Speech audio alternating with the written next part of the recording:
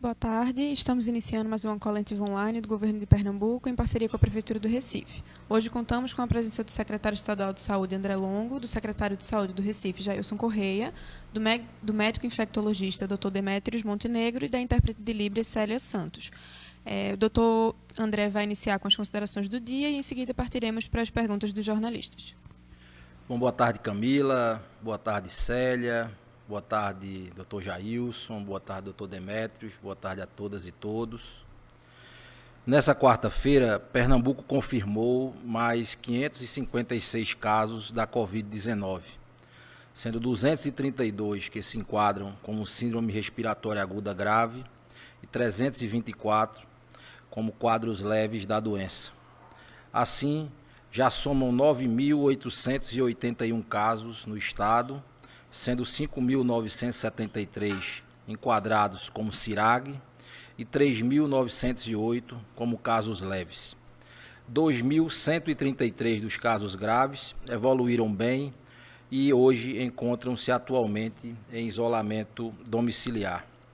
Além disso, 221 casos estão internados em UTIs e 1.446 em leitos de enfermaria.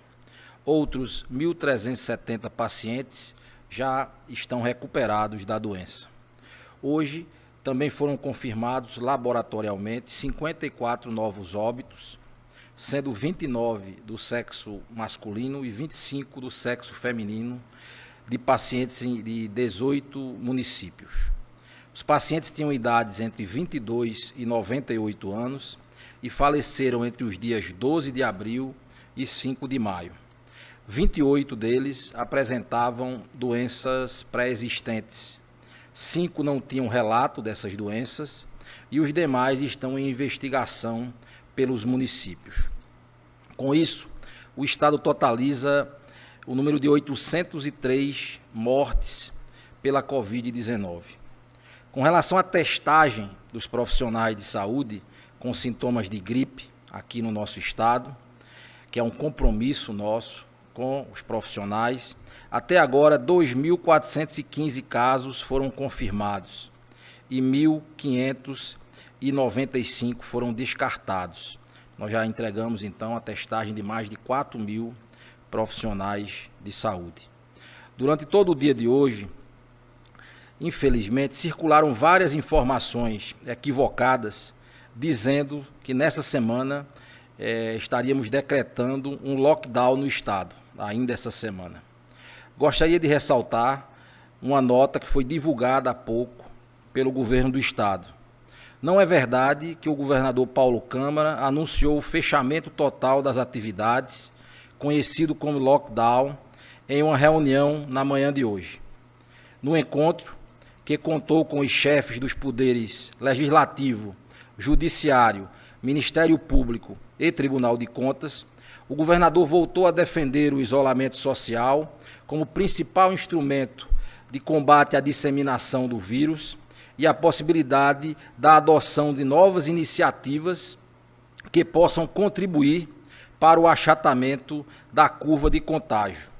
No entanto, não houve até o momento qualquer anúncio ou deliberação para a implementação, a partir da próxima semana, de um fechamento total, ou como queiram chamar, de lockdown, como tem sido utilizado fora do Brasil e por outros estados. Desde o início da pandemia do novo coronavírus, em março, o governador Paulo Câmara tem se reunido com representantes de entidades e órgãos públicos e da sociedade civil para discutir as medidas adotadas pelo Estado para o enfrentamento da Covid-19. Em todos os encontros, ocorridos em sua maioria por videoconferência, o governador apresentou o impacto das iniciativas implementadas, pontuou ações que podem ser viabilizadas, discutiu o isolamento social vigente e possíveis formas de ampliação desse isolamento, além de colher sugestões. É importante ressaltar que acreditamos muito no isolamento e no distanciamento social, que no momento é a única medida capaz de salvar vidas e evitar sofrimento das famílias, além da expansão da capacidade instalada que nós temos feito todos os dias. Pernambuco foi um dos primeiros estados no país a adotar essas medidas de isolamento mais rigorosas. Muitos estados que nesta semana estão se colocando no campo do lockdown passaram a fazer medidas que Pernambuco já fazia há algumas semanas, inclusive. Nós trabalhamos em nenhum momento, nós trabalhamos com a hipótese de fechamento de farmácias, supermercados, bancos, postos de gasolina, entre outros serviços fundamentais. É muito importante isso, porque há fake news dizendo que se fechariam serviços essenciais. Nunca serão fechados, porque são essenciais, como o próprio nome está dizendo, à sobrevivência, né, das pessoas. Um outro importante informe do dia é que o governador Paulo Câmara autorizou nessa quarta-feira, exclusivamente para fins de saque do auxílio emergencial, a abertura de shoppings, de modo a atender a solicitação que foi apresentada pela Caixa Econômica Federal, pela representação da Caixa Econômica Federal aqui no Recife, no dia de hoje, na grande mídia. Então, dizer que nós estamos, nesse momento, também autorizando, né, para fins exclusivos de atendimento, algumas agências da Caixa Econômica que foram solicitadas e que estão localizadas em shopping center.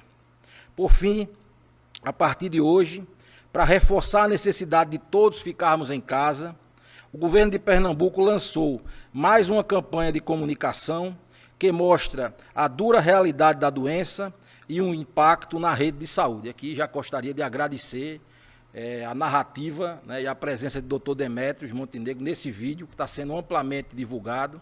A gente espera que ele possa realmente viralizar, como se diz, que são as informações do bem, né, para que as pessoas possam efetivamente serem tocadas pela necessidade de ficar em casa, ajudar os próximos, serem agentes de proteção, muito mais do que algumas pessoas insistem em ser agentes de contaminação, contribuindo para a transmissão e o contágio pelo vírus. Então, nesse momento, quem está fora de casa, sem necessidade, está se colocando em risco e colocando outras pessoas em risco. Como bem está colocado no vídeo, o pior ainda não chegou. A mensagem que precisa ecoar em toda a sociedade neste momento é que a responsabilidade de cada um de nós é salvar vidas. Muitos que estão se sacrificando, profissionais de saúde, nas nossas UPAs, nas nossas policlínicas, nos nossos pré-atendimentos, nos nossos hospitais, enfermarias e UTIs, estão fazendo isso em prol da população pernambucana. Aqui a gente mais uma vez agradece a todos os profissionais de saúde que estão empenhados fortemente em salvar vidas, às vezes trabalhando em condições de sobrecarga já reconhecida aqui no nosso estado de Pernambuco. Então, a melhor forma de salvar vidas e ajudar esses profissionais a diminuir a sobrecarga que hoje está sob seus ombros é ficar em casa. Essa é a grande mensagem desse momento. Doutor Jailson, doutor Demétrios, para as considerações iniciais. Doutor Jailson, por favor. Então, muito boa tarde, doutor André Longo, boa tarde, doutor Demétrios, boa tarde a Camila, a Célia, a todos que nos assistem. Lembrando, né, fazendo aqui o lembrete de que nós estamos aqui fazendo essa transmissão para que possamos ser melhor compreendidos sem as máscaras neste momento, mas todos chegamos aqui usando as máscaras, reforçando e reafirmando a necessidade e a utilidade de se utilizar máscaras de proteção, máscaras de tecido, para que nós possamos também contribuir com a questão da diminuição da transmissão do novo coronavírus. No recorte dos dados do Recife, o doutor André tem os dados detalhados do estado de Pernambuco, mas nós temos sido instados também aqui brevemente a apresentar um resumo dos dados do Recife. Então, temos hoje 305 novos casos confirmados de Covid-19 na cidade do Recife, dos quais 194 são casos leves e 111 casos de síndrome respiratória aguda grave que positivaram para a Covid-19. O Recife já atinge a marca de 5.294 casos confirmados na cidade, juntando aí casos leves e casos mais graves. Infelizmente, 18 famílias choram a perda de entes queridos também. Foram confirmadas 18 mortes de Covid-19 na nossa cidade, totalizando até este momento 337 mortes na cidade do Recife. E aí eu quero aproveitar esse momento para fazer uma alusão à estimativa que o prefeito Geraldo Júlio divulgou em redes sociais, gravou um vídeo que também repercutiu na imprensa no dia de hoje. Importante, nós várias vezes estivemos aqui falando das simulações que a Prefeitura do Recife tem feito quando a gente compara dia a partir do primeiro caso, ou primeira morte de Covid-19, comparado e controlando sempre pela população daquela localidade em relação ao número de mortes acumulado ao longo do tempo. Então, se se faz uma comparação com a cidade, o estado de Nova York, por exemplo, já se pode estimar 12 vezes mais famílias teriam perdido seus entes queridos se não fossem as medidas de isolamento e as medidas de distanciamento social. Por que se pode fazer esse tipo de estimativa, considerando aí a possibilidade de alguma margem para lá ou para cá nessa avaliação? Porque os Estados Unidos demoraram, foram reconhecidamente, esperaram talvez demais tempo para iniciar as medidas de isolamento e distanciamento social, como aliás vimos em vários outros países do mundo. Por isso é possível fazer esse tipo de simulação. O prefeito Geraldo Júlio falou disso de maneira muito contundente ainda no dia de hoje.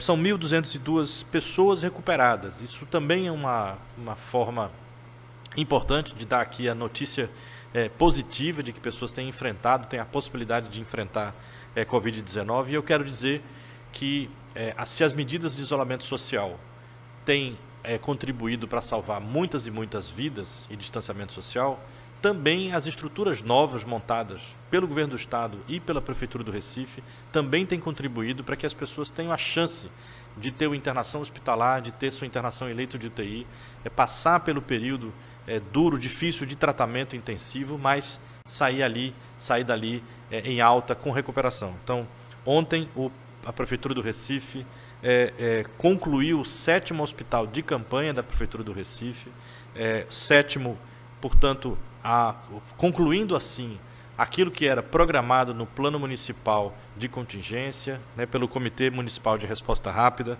7 hospitais de campanha, 3 dos quais montados ao lado de policlínicas, em equipamentos chamados de unidades provisórias de isolamento, ficam ao lado de policlínicas existentes. Um deles reforça o Hospital da Mulher do Recife, leitos externos ao Hospital da Mulher do Recife, que se soma ao esforço interno do Hospital da Mulher, e 3 hospitais provisórios, um localizado na Rua da Aurora, o outro localizado nos Coelhos e o entregue ontem pelo prefeito Geraldo Júlio, localizado na Avenida Mascarenhas de Moraes, na Imbiribeira. Por que é importante destacar como são feitos esses hospitais? Esses hospitais provisórios têm, quando a gente compara com hospitais de campanha em outras partes do Brasil, tem uma diferença muito significativa. Esses hospitais provisórios têm, em grande número, leitos de UTI.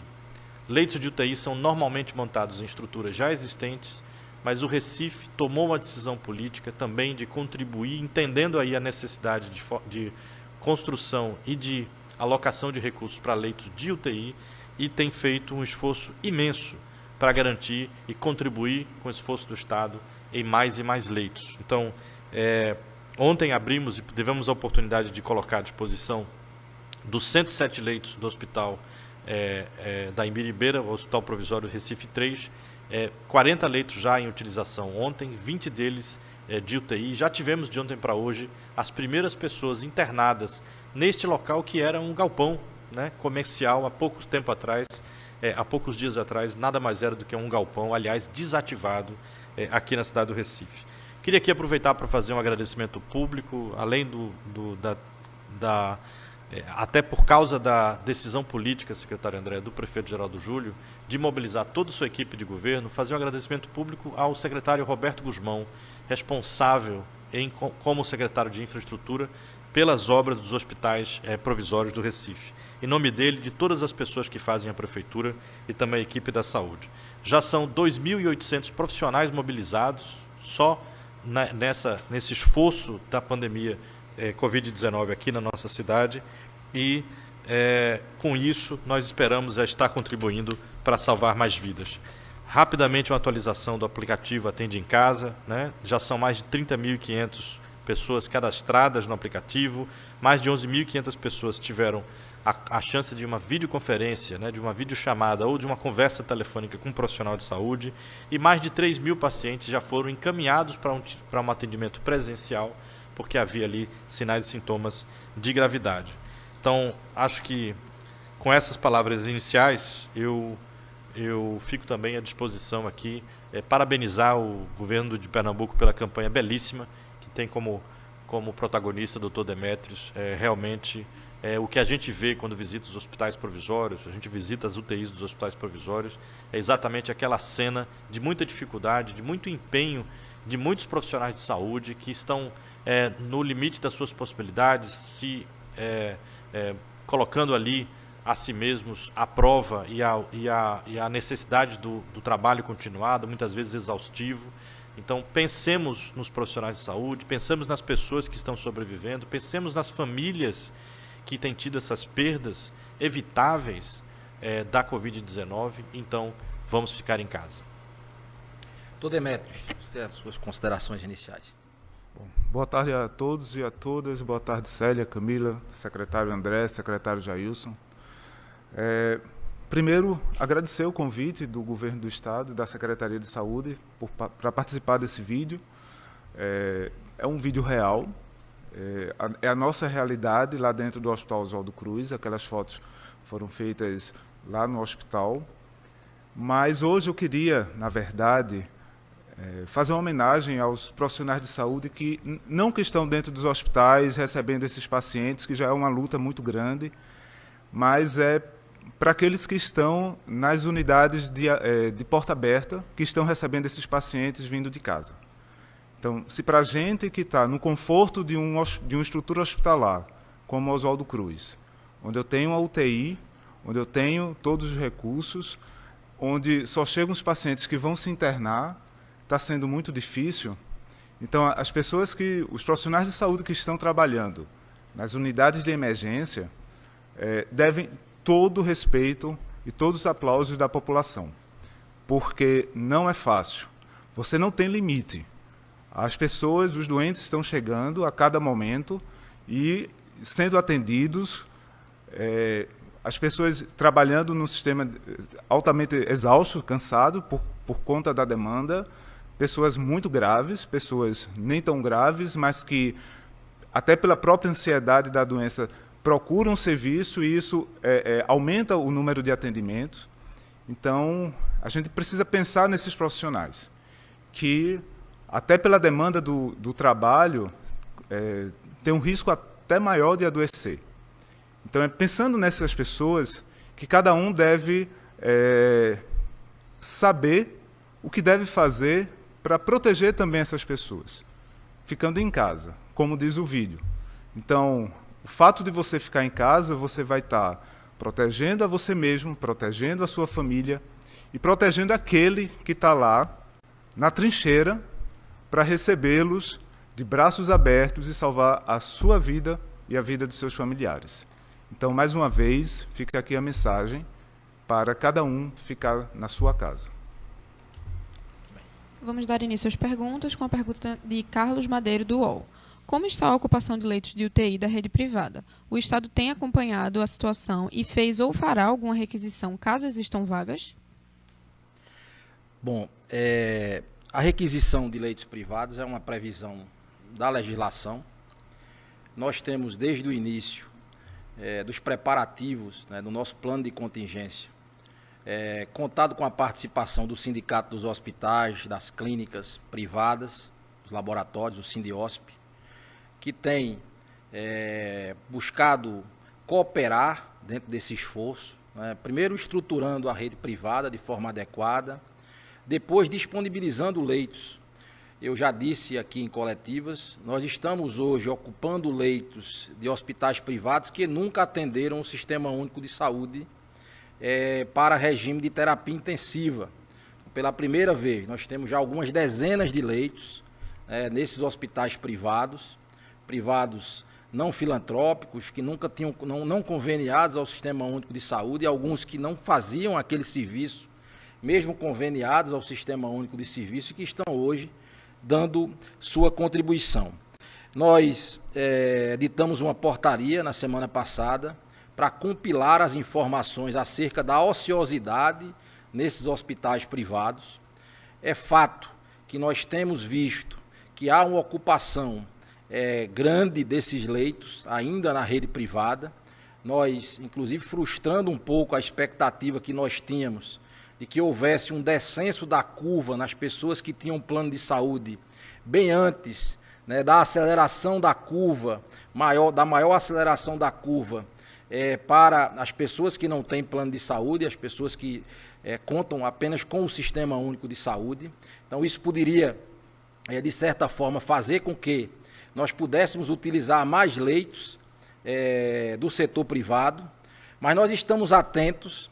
As ociosidades médias serão medidas a partir dessas análises que vamos fazer ao longo dessa semana, agora de forma mais detida, vendo esses leitos 2 vezes por dia. A nossa regulação está montando relatórios, algumas visitas serão feitas também a alguns hospitais, para que a gente possa trabalhar esses dados, chamar os representantes dos hospitais privados, o sindicato dos hospitais, para novas rodadas de conversa, para ver se a gente consegue, a partir da próxima semana, mais leitos no setor privado. Inicialmente nós vamos buscar negociar, nós temos uma tabela que foi estabelecida para a compra desses leitos privados. A gente quer ocupar a ociosidade, toda a ociosidade que for possível será ocupada, no primeiro momento de forma negociada. Caso eventualmente seja necessária, o instrumento da requisição está previsto em lei, na lei nacional e na lei brasileira e na lei aqui no estado de Pernambuco. Diego Barros, da CNN Brasil, pergunta: havendo taxa de ocupação de 100% dos leitos de UTI, para onde os que necessitam de respiradores irão? Qual o critério para regular esses pacientes? Há possibilidade de internação em leitos particulares? Bom, eu acho que eu já me referi a uma parte dessa pergunta na questão anterior, mas Demetrios também eu acho que fez aqui um comentário muito importante sobre o nosso sistema de pré-atendimento.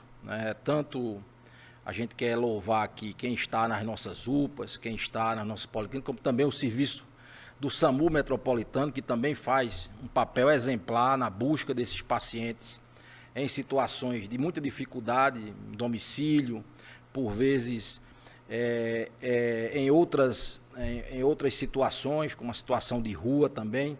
Então é preciso realmente louvar a atuação desses profissionais.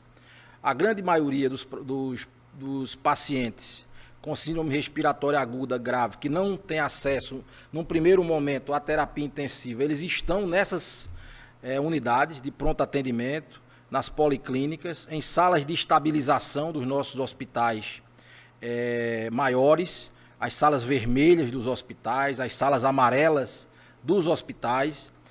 A gente tem um conjunto, para se ter uma ideia, de mais de 200 respiradores ao longo de salas de estabilização, de UPAs, de policlínicas aqui em nosso estado.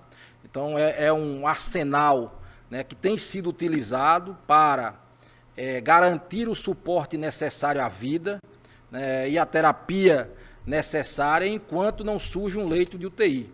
E é verdade que hoje nós temos uma fila que a gente acompanha, ela é extremamente dinâmica durante o dia, que precisa, e a gente montou a gente ampliou a nossa central de regulação de leitos para justamente permitir uma maior celeridade no tratamento desses casos, mas é fato, a gente nunca negou que nossas UPAs hoje estão extremamente sobrecarregadas, como também as nossas policlínicas, e é por isso que a gente tem sempre feito os apelos aqui, é por isso que a gente está rodando uma outra peça de comunicação para pedir para que as pessoas se resguardem em casa, que as pessoas não adoeçam todas ao mesmo tempo, porque não há nenhum sistema de saúde no mundo que tenha condições de absorver todas as pessoas com insuficiência respiratória ao mesmo tempo. Nós temos dito isso reiteradas vezes aqui nessas coletivas, temos utilizado peças para fazer isso, para que a gente possa tentar buscar conscientizar as pessoas de que o momento é grave, dias muito difíceis virão, temos dito isso, os piores dias, como bem disse o doutor Demétrio, infelizmente ainda virão, então nós precisamos ter bastante consciência, não gerar falsas expectativas.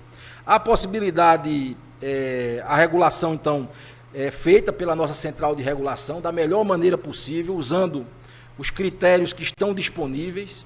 Há, inclusive, recomendações do próprio Conselho Regional de Medicina recentes, não só aqui em Pernambuco, mas em outros locais do país, para situações de calamidade, situações de desastre, situações gravíssimas como nós estamos vivendo, não só aqui em Pernambuco, mas em vários lugares do Brasil. É possível, sim, a utilização de leitos particulares. Nós, na verdade, já estamos usando leitos contratados no privado. Isso Pernambuco buscou fazer desde o início da sua expansão de capacidade instalada, chamando os privados, mas é fato também que é preciso dizer que os leitos privados estão com a taxa média de ocupação, deixar bem claro aqui, muito alta nesse momento, muito alta. Então não é porque a pessoa tem plano de saúde que está com o seu leito garantido. Eu já disse isso aqui outras vezes. A gente tem recebido, tem visto situações em que as pessoas, da mesma forma que tem pessoas do SUS esperando leito de UTI em UPA, também tem relato de pessoas esperando leito de UTI em alguns ambientes de emergência, de algumas unidades. Então é preciso, unidades privadas, então é preciso que todos tenham consciência de que o momento, numa pandemia, apesar de, indiscutivelmente, a população pobre sentir mais, ela iguala, em alguma medida, a situação para ricos e para pobres. A pandemia de uma doença extremamente letal, como é a Covid-19, ela ceifa vidas de pessoas pobres e ceifa vidas de pessoas ricas.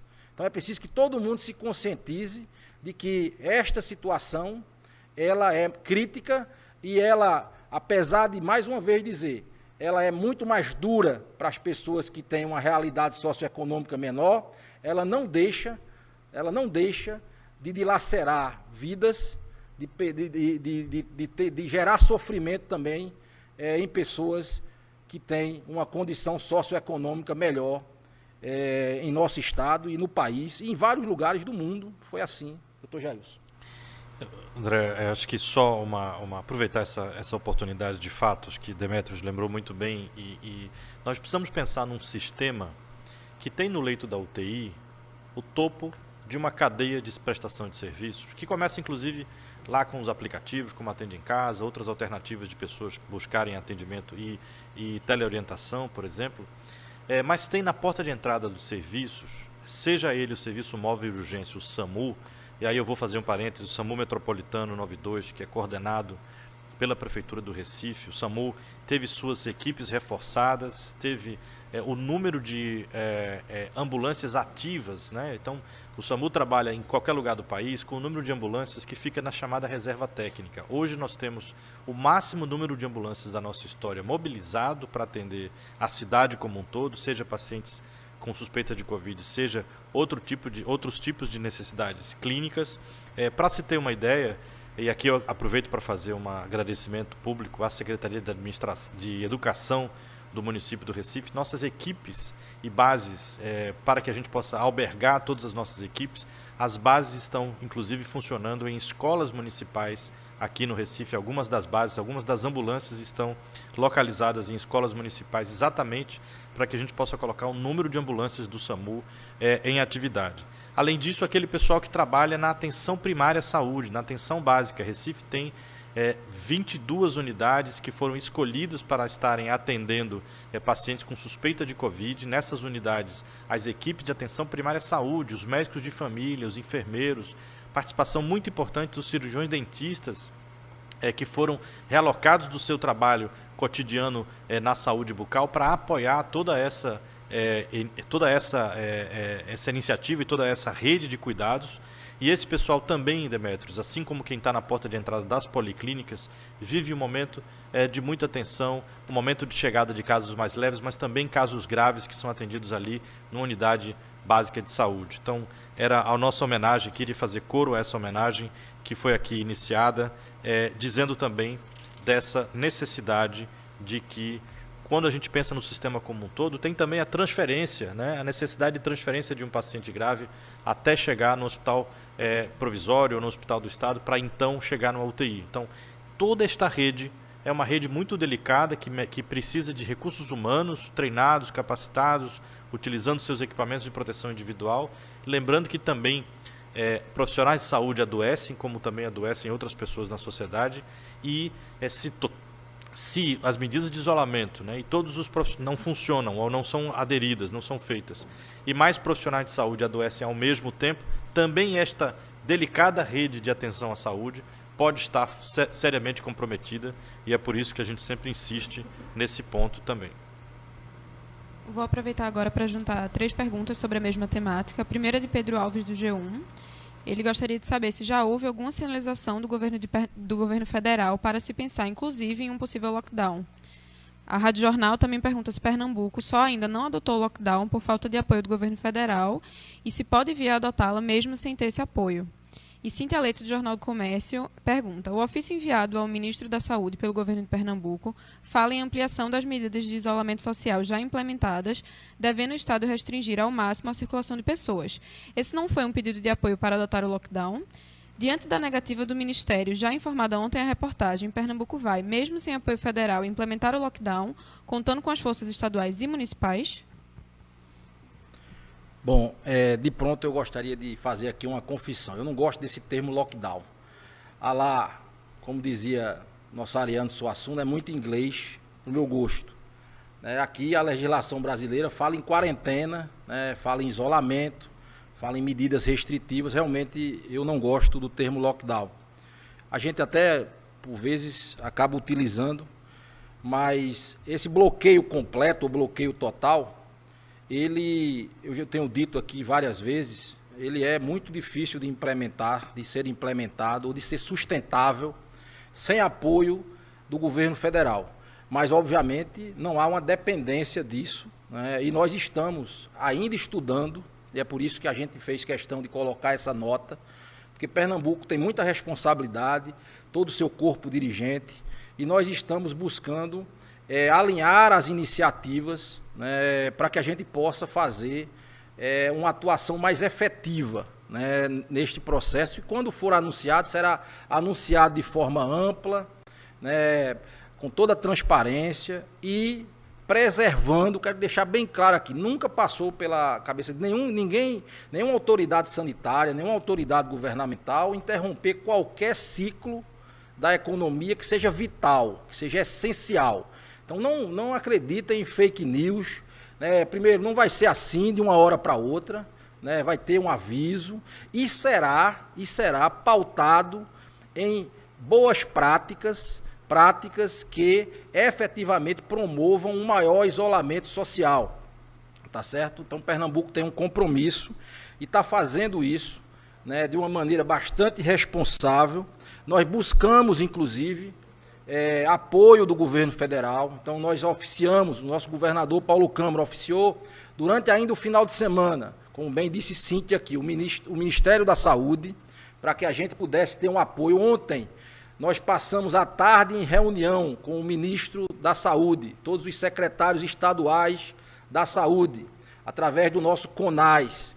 Esta reunião, a pauta prioritária de todos os secretários estaduais de saúde foi pedir ao ministro Nelson Tais que se defina em relação ao isolamento social, a possibilidade de apoiar os estados que estão em maior dificuldade para avançar para a quarentena. Não é possível que a gente não tenha uma posição clara. Do presidente a gente não pode esperar nada, mas do Ministério da Saúde a gente ainda tenta esperar alguma coisa de tecnicidade, de correção no trato da epidemia, e assim a gente espera uma manifestação pública, foi pedido, uma manifestação pública de apoio, para que a população também entenda que o momento é de maior dificuldade, que nós precisamos estar unidos, com voz uníssona, passando a mensagem que é correta para a população. Então essa cobrança foi feita de forma enfática, inclusive nós pedimos uma campanha publicitária. É um absurdo, quero reiterar aqui as palavras do presidente do CONAS, é um absurdo que no momento da maior pandemia da nossa história mais recente, a gente não tenha uma campanha publicitária do governo federal apontando o isolamento como necessário. Chega a ser um absurdo. Então a gente quer repetir aqui, tá certo, que não ter uma campanha clara para a população, pedindo o isolamento social, o distanciamento social, dizendo que, efetivamente, estados, municípios, regiões que estão em maior dificuldade precisam sim adotar quarentena ou outros isolamentos mais rígidos. Então, é efetivamente muito complicado que os estados tenham que estar tomando essas decisões e fazendo diretrizes sem uma diretriz nacional clara para isso. Então, a gente quer lamentar essa situação. Da mesma forma, também pedimos ao valoroso e glorioso Exército Brasileiro, através do Comando Militar do Nordeste, apoio operacional, também foi um pedido que foi feito. Também pedimos a Caixa Econômica Federal. Como é que se vai pensar numa quarentena absoluta com 30%, 40% da população sendo submetida ao que está sendo submetida nessas filas? É preciso um amplo acordo para resolver a questão da fila. É claro, se a população tem que sair de casa para a sua sobrevivência, como é que eu vou dizer para ela não saia de casa de jeito nenhum através de uma quarentena absoluta? Então a gente precisa resolver esses problemas todos para pensar, e a gente está, durante essa semana, imbuído todo o governo, junto também com as prefeituras da região metropolitana, que nós já buscamos para conversar sobre os problemas que estão aí colocados, inclusive no campo de trânsito, no campo da mobilidade urbana, no campo do transporte público, uma série de questões que envolvem toda a região metropolitana, que é o epicentro da epidemia, para que a gente possa tomar uma medida extremamente responsável, coerente, correta, anunciada com antecedência, de forma muito clara, para a população pernambucana. Agora, efetivamente, tem todas as dificuldades que a gente já colocou anteriormente, por conta dessa dificuldade de ter uma liderança nacional mais positiva no momento de tanta gravidade, tanta crise. Doutor Jailson. Acho que queria subscrever aqui cada uma das palavras do doutor André, dizer também, manifestar a nossa indignação, né, com a ausência ou a omissão do Ministério da Saúde de uma posição mais explícita em relação a essa questão, explícita e necessária em relação a essa questão, para que nós possamos novamente, né, já tivemos em algum momento, o Ministério da Saúde, por mais que a posição do presidente da República tenha sido ambígua e sempre ao contrário do que o seu próprio ministério dizia, né, já houve um momento em que havia uma voz uníssona em relação às medidas sanitárias sendo tomadas. Então a gente está aí indignado, né, e a paciência e o tempo de resposta que se admitia para o início de gestão, uma tomada de posição, entender ali o que estava acontecendo, vai ficando menos sustentável e menos aceitável. Então, nós aqui reiteramos essa indignação com essa ausência, né, essa ausência de uma posição firme, clara e objetiva naquilo que deve ser o esforço concertado em todas as instâncias do país. Então, pelo menos do ponto de vista sanitário, das instituições e das instâncias sanitárias. Queria também destacar, acho que era importante, doutor André, fazer um pequeno retrospecto aqui, de que regras importantes de isolamento já existem e estão em vigor. Pernambuco e Recife estiveram entre as primeiras cidades do país que fizeram e que realizaram, por exemplo, naquele momento, fechamento das escolas, fechamento do comércio, fechamento dos shopping centers, né, a proibição de eventos públicos, o decreto que fala de 10 pessoas no máximo para que se evite aglomerações, as regras de uso dos supermercados, o uso e a recomendação do uso de máscaras, a difícil e dura regulamentação dos sepultamentos de pessoas que perdem a vida com suspeita de Covid-19, e é fundamental que essas medidas sejam cumpridas e que haja a possibilidade de que elas sejam cumpridas na totalidade, né, das nossas cidades, das nossas comunidades, do nosso estado. Queria aqui dizer que, a respeito desses temas, de que nenhuma medida esteve descartada em qualquer momento, né? Mesmo os remédios mais fortes e amargos precisam ser utilizados na hora certa, pelo tempo certo.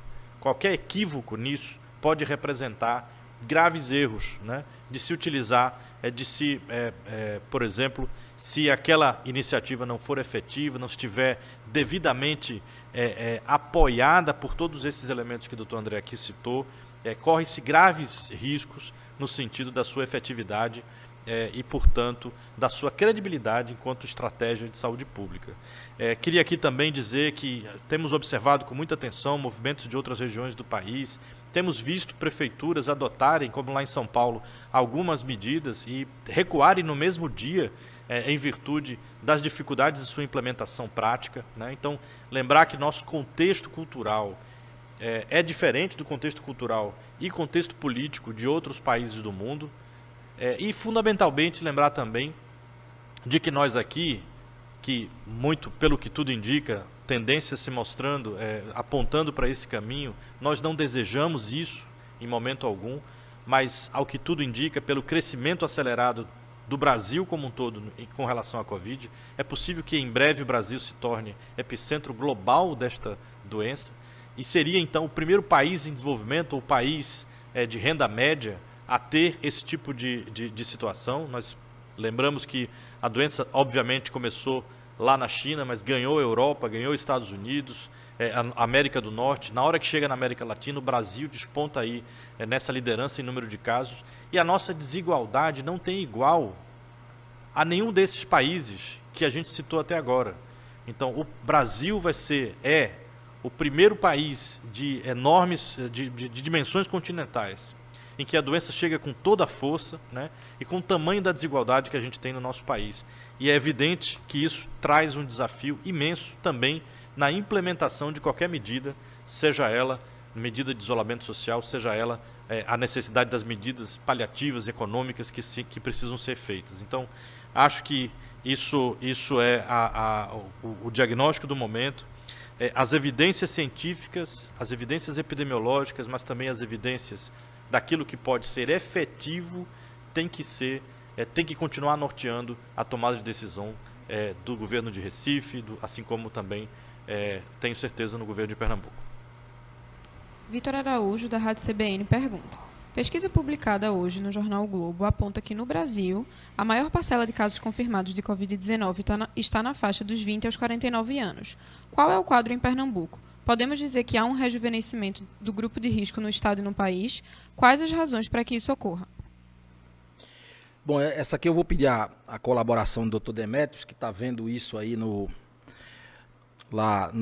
dia a dia, né, na labuta, dentro das nossas unidades. Só para dizer, doutor Demétrios, aqui uns dados que separaram aqui. Até ontem os dados apontavam que em Pernambuco o total de casos graves, 51% foram em pessoas de 20 a 49 anos. Em relação aos óbitos, essa faixa representa 13% apenas. Então, na verdade, você tem aqui uma taxa de letalidade população que fica em torno de 3,4% apenas, mas a partir dos 60 anos, apesar do número menor de pessoas, né, acometidas, até porque a população tem um menor número de pessoas com mais de 60 anos, 29% do total de casos graves está nessas pessoas acima de 60 anos, mas 72% dos óbitos está nessas faixas etárias acima de 60 anos. Então, a taxa de letalidade nessa população maior do que 60 anos, ela fica em torno de 32%, que realmente é uma taxa de letalidade bem elevada. Então, passo para o doutor Demetrios fazer um comentário aí do dia a dia dele em relação a esses números. Bom, na verdade, qualquer doença infecciosa, principalmente uma situação nova como o Covid-19, você vai ter comportamentos diferentes de acordo com cada população. Então, quando a epidemia começou na China, nós tínhamos um comportamento populacional do povo chinês. E, obviamente, a partir do momento em que começou a passar para outros países, e aí vendo agora, por exemplo, o que vem acontecendo nos Estados Unidos, e hoje temos 2 grandes trabalhos científicos, um da população chinesa e um da população americana, principalmente do estado e da cidade de Nova York, vemos algumas diferenças quando comparamos esses 2 trabalhos. Então, só para não estender muito, mas uma coisa que chama muita atenção é que, dentre os fatores de risco, no grupo chinês, não existia a questão da obesidade, por exemplo. Já no trabalho americano, o que vem acontecendo na população americana é que a obesidade é um fator de risco independente da idade. Então, e isso demonstra justamente uma diferença do comportamento de uma doença infecciosa como essa em determinadas populações. Não temos ainda um trabalho brasileiro para ver publicado, né, mas isso daí já vem acontecendo, a coleta desses dados, para fazer uma análise de como realmente esse vírus está se comportando na população brasileira. Agora, é importante lembrar o seguinte: hoje, esses números, para nós brasileiros, está sendo real, está na nossa casa, está ao nosso lado. Então, em momento algum, não morreu jovem nos outros países. Morreu sim, mas qual era o foco das manchetes, qual era o foco das reportagens? É que acomete mais a população idosa. E isso nós estamos vendo aqui também no Brasil e aqui em Pernambuco. Mas não, o jovem não está livre de ter uma doença grave e muito menos não está livre de morrer. Então isso acontece também. Mas quando jogamos na probabilidade disso acontecer, isso é menor. Tanto é que os dados de Pernambuco, 13% dos jovens é que estão indo a óbito, enquanto da população mais idosa vai para 70%. Então, que lição devemos tirar disso? Não é porque você é jovem que você está livre de ter uma doença grave, que você está livre de morrer. Então, o que é que você deve fazer hoje? A orientação que, desde o início, estamos dando: manter-se em casa, etiqueta da tosse, higienização das mãos e evitar o contato das mãos com as mucosas da face para evitar adoecer. Um colega de trabalho, uma vez, fez um comentário muito interessante. Ele dizendo: algumas pessoas me perguntam se eu não queria adoecer logo. O problema é que essa doença é uma loteria. Você não sabe que caminho você vai ter. Você não sabe se vai ser um assintomático, aquela pessoa que não tem nenhum sintoma. Você não sabe se vai ter doença leve e você não sabe se vai morrer. Então, já que é uma loteria, num caso como esse, eu prefiro não ter. Então, para eu não ter, eu tenho que me proteger, eu tenho que ficar em casa. Muito bom, doutor Demetrios. Eu só queria lembrar, só para fazer, que essas taxas que nós colocamos aqui, relativas à letalidade, são diante dos casos graves que nós estamos trabalhando, porque efetivamente a nossa estratégia de testagem faz com que casos leves, casos assintomáticos, eles não estejam nesse conjunto. Então, se nós corrigirmos essa taxa de letalidade, ela teria que ser corrigida por alguns fatores para que a gente encontrasse a taxa de letalidade mais próxima da realidade. Apenas para fazer essa consideração. Keto Ligóis, da Universitária FM, pergunta: qual a situação atual em Noronha, onde as restrições são bem maiores? A população está sendo testada como previsto? O último caso registrado continua sendo do dia 23 de abril. Em que pé está a pesquisa no arquipélago? É só uma correção. Noronha, nós já temos prestado informações aqui sobre ela, né? Nós procuramos fazer um trabalho todo especial lá, na medida em que tem uma condição geográfica ímpar, né? Uma ilha afastada a 500 quilômetros da costa, que tem uma população em torno de 3 mil habitantes e que tem uma população variável, né? Que trazia um aspecto de risco muito grande. Então nós procuramos tomar medidas restritivas mais rígidas lá, desde o início, desde que tivemos o primeiro caso suspeito.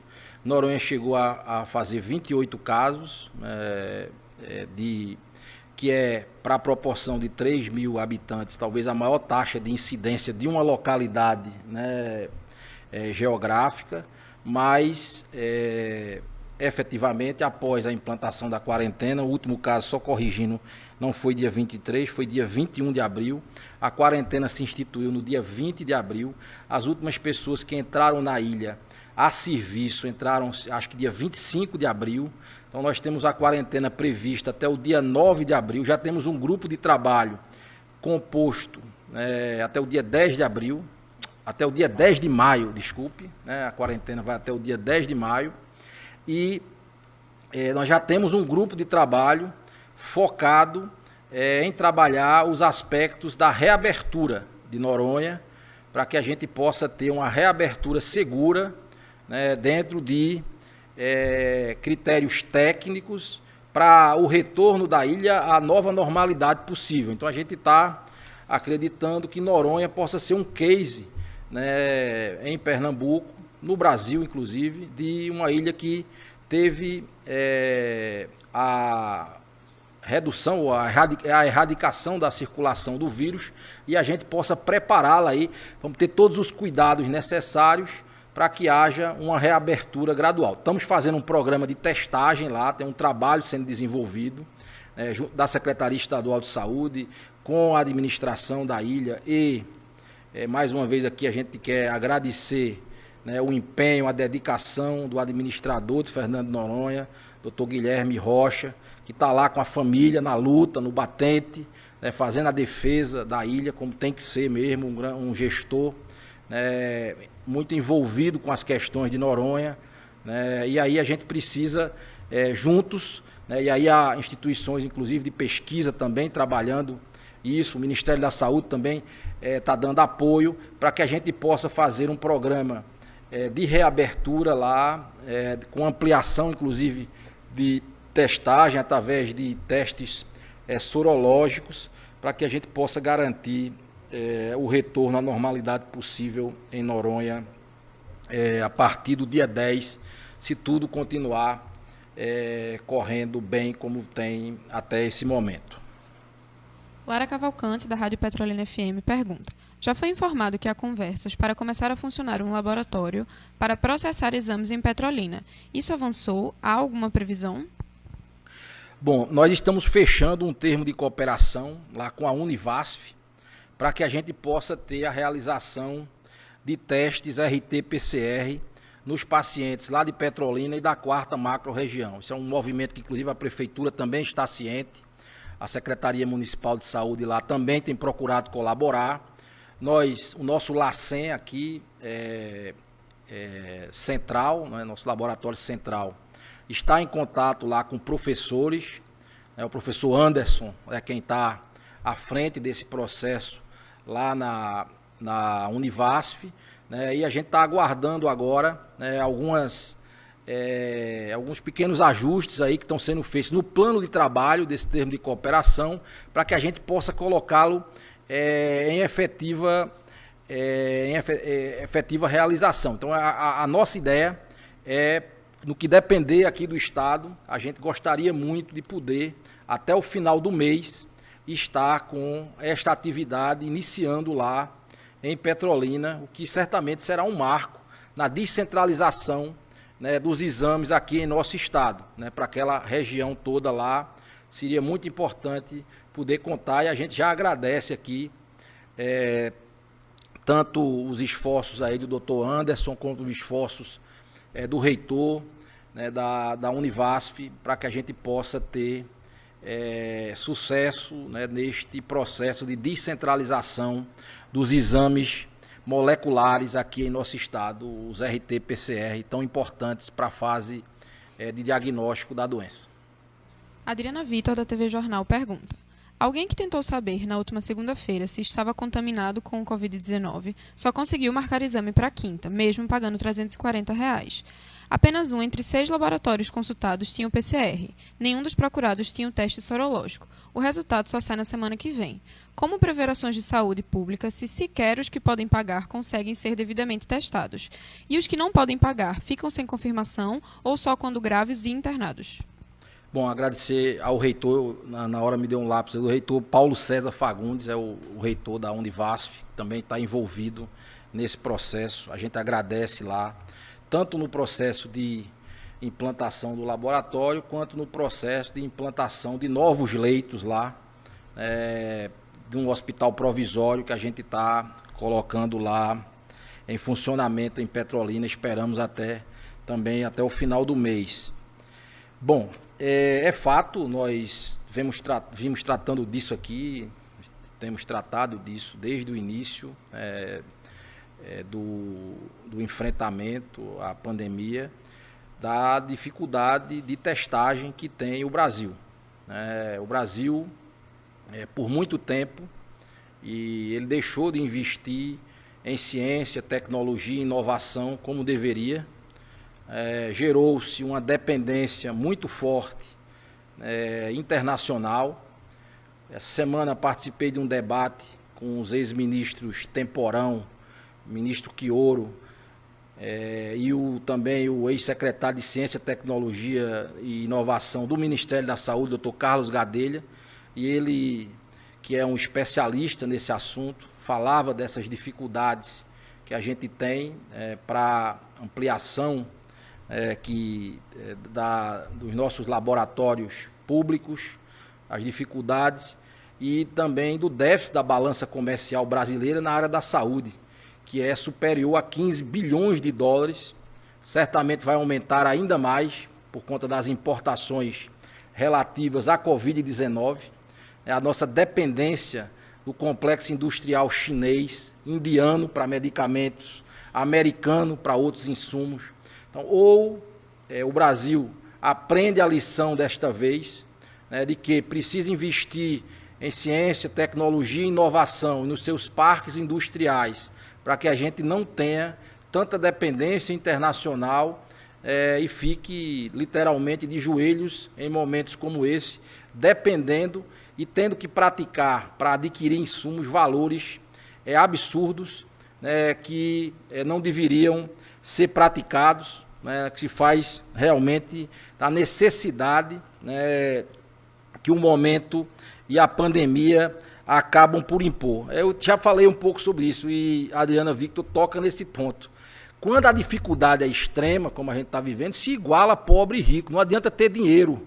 Não adianta ter dinheiro para querer fazer exame. Então, a nossa política de fazer exames, ela foi centrada de forma estratégica em atender os mais graves, em elucidar os óbitos, porque a gente sabia da escassez, e a gente sabia que estava trabalhando num regime de escassez. Todo o movimento que nós temos procurado fazer é no sentido da ampliação da nossa capacidade de testagem. Nós saímos, veja, até o dia 13 de março, Pernambuco não tinha capacidade de fazer nenhum exame no seu laboratório central. Nós estamos falando de menos de 2 meses. E naquele momento nós começávamos com uma produção modesta de 70 exames por dia, que davam uma capacidade de menos de 500 exames por semana. Hoje, a gente está caminhando celeremente para fazer 1.000 exames por dia, a partir de um esforço concentrado, tanto do nosso laboratório central, que hoje já faz 600 exames em alguns dias, quanto da compra de testagem de laboratórios privados. Alguns estão trabalhando para o Estado, com metade de sua produção contratada pelo Estado. Temos outras iniciativas, como a parceria com a Fiocruz, o Centro de Pesquisa Ageu Magalhães aqui, a parceria com os laboratórios privados que eu já citei, com a Genômica, com o HLA. Estamos procurando buscar outras parcerias. A Prefeitura está trabalhando junto com a Universidade Federal de Pernambuco para que a gente possa também dotar ainda mais de ampliação da capacidade de testagem. O Brasil, infelizmente, não estava preparado para essa situação. Nós somos um dos países que menos testa no mundo, infelizmente, mas estamos dando passos aqui em Pernambuco, inclusive com a aquisição de mais máquinas, para que a gente possa superar esse desafio que é de testar cada vez mais. Também distribuímos no campo do teste rápido, que a OMS diz que é mais para pesquisa, porque ele não serve com razoável sensibilidade para detectar a fase aguda da doença. A gente está distribuindo para os municípios para que possa se fazer testagem dos profissionais de saúde, também dos profissionais de segurança, naquele pós-doença, após o 10º dia, 14º dia, para alguns casos. Tem todo um protocolo que deve ser seguido. A gente se preocupa muito, por exemplo, com essa história do teste de farmácia. A gente precisa saber claramente qual é o momento em que o teste rápido pode ajudar. O momento de fase aguda, ele é um momento do teste molecular, é um momento do teste RT-PCR. O teste rápido, o sorológico, ele ajuda pouco nessa fase, então é preciso saber utilizar. Há alguns estudos em desenvolvimento para ver como é que ele reage ao soro. Doutor Jailson, tem alguns estudos, talvez seja uma área que a gente vai poder avançar para aqueles pacientes internados mais graves. Tem alguns estudos sendo desenvolvidos. O Ministério pediu um desses protocolos que estão sendo utilizados. De repente pode ser que a gente passe a utilizar, mas nós temos seguido nesse campo a área técnica do Ministério em relação às orientações para a utilização de teste rápido. Sim, há uma dificuldade ainda reconhecida no Brasil inteiro para que as pessoas tenham acesso, em especial aquelas que têm sintomas leves à doença, e é por isso que a gente tem seguido as regras mais rígidas, no sentido de pedir para que toda pessoa que esteja com sintoma, se considera suspeito para síndrome respiratória aguda grave, e a pessoa deve guardar o isolamento mais rigoroso, e procurar a unidade de saúde quando tiver algum sinal de alerta, ou mesmo já tem protocolo para procurar entre o 5º e o 7º dia, isso tudo seguindo as diretrizes e os protocolos clínicos que estão hoje à disposição do nosso corpo médico. Doutor Jair, você quer fazer algum comentário, doutor Demétrios? Ok. Acho que talvez, muito rapidamente, falar do aspecto do complexo econômico industrial. Eu trabalhei com o Dr. Carlos Gadelha lá no Ministério da Saúde em 2012, e sempre que esse assunto vinha à baila, a gente sempre falava de que o orçamento inteiro do Ministério da Saúde para Ciência e Tecnologia, era o departamento que eu dirigia, girava na época em torno de 100 milhões de reais. E já então, em 2012, o Brasil gastava, o SUS brasileiro e o próprio Ministério da Saúde, 5 vezes este valor para adquirir um único medicamento, que era um anticorpo monoclonal, para tratamento de artrite reumatoide aqui no Brasil. Então, essa desproporção entre a aquisição da manufatura refinada dos equipamentos prontos, sejam eles insumos biológicos, sejam eles medicamentos biológicos, sejam eles equipamentos médico-hospitalares, é fruto de décadas de desinvestimento e que hoje nos colocam nessa situação. A revolução da biologia molecular é um fenômeno do século XX. Em muitos países que foram atrás conseguiram ter sua capacidade de produção de insumos, por exemplo, de equipamentos, hoje obviamente, são exportadores e tem muito menos dificuldade de implantar sistemáticas de testes em larga escala, né? A gente sempre fala, vez por outra, alguém sugere ali na imprensa, diz, não, por que não faz como a Coreia do Sul? A Coreia do Sul, sobretudo, é um produtor de equipamentos médicos hospitalares e de equipamentos de biologia molecular há várias décadas, e por isso é muito mais fácil, muito mais... a mobilização fica dentro do próprio país para montar uma estratégia de testagem complexa, como é a estratégia de testagem aqui do RT-PCR. Queria mais uma vez parabenizar o Estado por essas iniciativas e dizer, né, que o Brasil sabe como fazer isso. O exemplo melhor disso, o Brasil tem a lei dos genéricos, que fez com que, do ponto de vista da produção nacional de medicamentos genéricos, pudéssemos ter um grande desenvolvimento da indústria nacional. A questão das vacinas é o melhor de todos os exemplos. As vacinas que o Brasil produz hoje, o Biomanguinhos, Butantan, Tecpar no Paraná, não ficam devendo nada a países do mundo inteiro. Então, nós sabemos como fazer, é preciso decisão política para que no futuro tenhamos essa possibilidade. E hoje, por exemplo, a nossa dificuldade com relação à importação de insumos é que, além dos equipamentos, os insumos que são produzidos para o teste rodar são praticamente todos importados também. Então é fundamental que possamos aprender com essa experiência. E aí uma única palavra sobre a testagem aqui especificamente, né? Os municípios do Recife têm feito a testagem, uso do teste rápido, que é um teste de muito pouca valia na avaliação individual das pessoas, infelizmente, mas de acordo com aquele protocolo que foi colocado pelo Ministério da Saúde, tem sido utilizado no centro de testagem do município para profissionais de saúde, seus familiares, ali na triagem, na observação de casos notificados entre profissionais de saúde e de segurança nas 4 unidades de testagem do município do Recife. Is Falcão, do portal Folha PE, pergunta: das mortes registradas no estado em decorrência da Covid-19, quantas aconteceram fora do ambiente hospitalar? Bom, nós temos um grupo de trabalho que está estudando, né, e fazendo todo um resumo estatístico desses óbitos até agora da Covid-19. Até ontem, né, nós tínhamos 749 óbitos, tinham ocorrido 56 deles em domicílio. Aqui, mais uma vez, a gente quer destacar a vigilância epidemiológica do Estado, a vigilância em saúde, né, que faz a pesquisa, né, nessas situações. A gente viu, inclusive, alguns relatos de países que não faziam a testagem de óbitos domiciliares, depois tiveram que fazer correções de seus números, porque viram que muitos idosos estavam falecendo em casa. Há indicadores que até 30%, em alguns países, dos óbitos estavam ocorrendo em casa, né, não só por Covid, obviamente, mas em tempos de pandemia é de se esperar que, quando você tem um incremento, né, do número de óbitos domiciliares, ele tenha alguma correlação com a pandemia, e nós fomos buscar esses dados. Nós temos um grupo, né, de profissionais, o SVO, que a gente também aqui quer agradecer a todo o empenho do SVO, empenho do IML, que por vezes também faz esse trabalho, para que a gente busque, né, fazer o SWAB, né, a pesquisa do SWAB, a pesquisa viral nesses casos.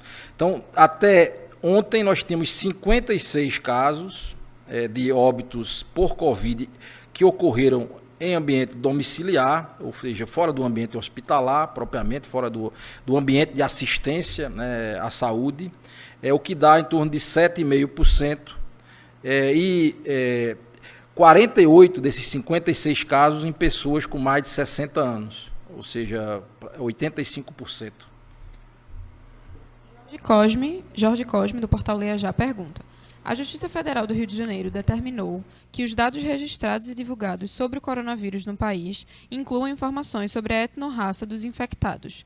A Secretaria Estadual de Saúde de Pernambuco já contabiliza esse dado ou sabe quando passará a contabilizar? Qual é a opinião dos secretários sobre a relevância desse recorte? Bom, a gente acha importante esse recorte.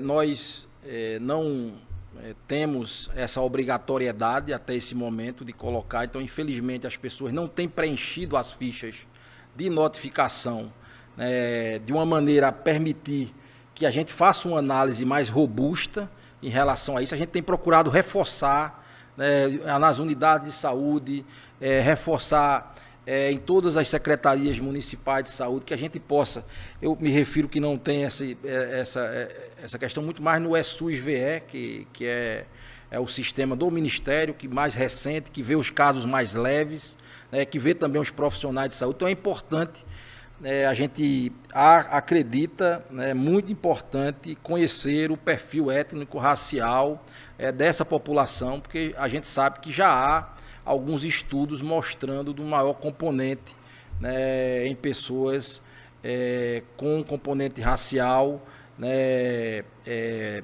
diferente da raça branca, né, vamos dizer assim, que tem um percentual de acometimento maior. Tu, Jair, quer complementar alguma coisa, doutor Demétrios?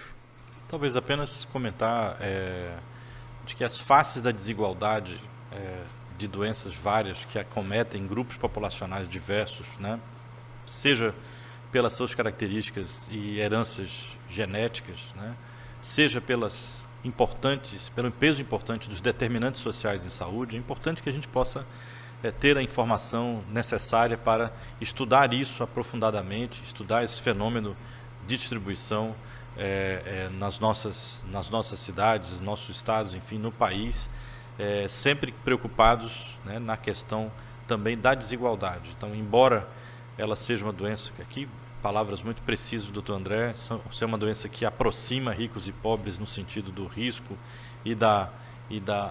estamos todos juntos, né? Então, não só, de certa forma, ricos e pobres podem igualmente contribuir para a diminuição na coletividade, diminuição da transmissão do vírus, mas também igualmente podem padecer, e aí tem também essa questão, como se trata de uma pandemia, não tem rota de escape, né? Vai para onde? Para que país? Países outros ricos também estão vivendo problemas assim. Tivemos problemas no passado e aí a rota de escape era sair do Brasil. Hoje não há rota de escape. Nós estamos juntos nisso, né? Todos nós estamos juntos nisso. Então deve ser dever de cada um contribuir na medida, inclusive, das suas possibilidades.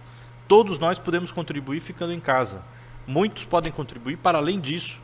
E há uma série de iniciativas solidárias de pessoas de empresários, de empresas, de pessoas mais abastadas que têm feito a demonstração importante de solidariedade nesse momento. A gente gostaria de ver mais e mais disso na sociedade como um todo, porque fundamentalmente estamos todos no mesmo barco, navegando mares turbulentos nessa questão da Covid-19, e nós precisamos aprender lições a partir desse processo. Então, esse debate sobre desigualdade precisa fazer parte da análise do dia a dia, né, do peso dos determinantes sociais que impactam tão gravemente a condição de saúde das pessoas. De modo geral, Covid-19 não seria diferente.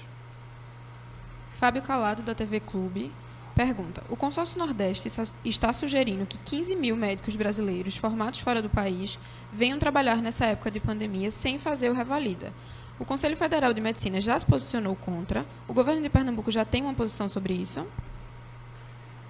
Bom, nós estamos buscando esgotar nossa capacidade de recursos humanos local.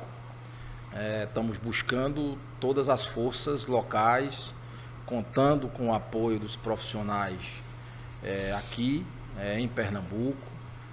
Temos feito uma série de iniciativas, como a contratação de novos profissionais, chamamento de concurso. Nós mobilizamos as pessoas que trabalhavam em atividades eletivas também para fazer parte do esforço. Agora estamos discutindo como aproveitar melhor os médicos residentes e os residentes de outras profissões também nesse esforço, né, do combate à pandemia. A gente sabe dessa iniciativa, né? Já há estados no Brasil que estão aproveitando a mão de obra de estrangeiros sem o Revalida.